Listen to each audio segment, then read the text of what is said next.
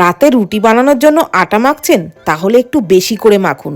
সাথে যদি এই তরকারিটা থাকে তাহলে কিন্তু দুটোর জায়গায় 4টে রুটি লাগবে।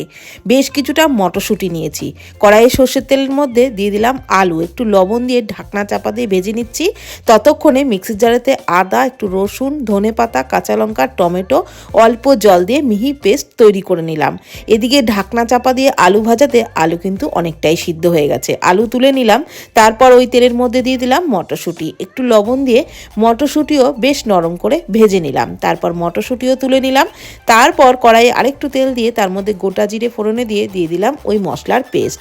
একটু লবণ আর হলুদ দিয়ে মশলা খুব ভালো করে কষিয়ে নিলাম। মশলা কষাতে কষাতে মশলার থেকে তেল ছেড়ে দিলে দিয়ে দিলাম টমেটো কুচি।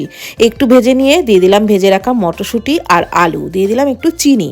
নাড়াচাড়া করে ভালোভাবে ভেজে নামিয়ে নিয়ে রুটির সাথে খাবেন, দারুণ লাগবে।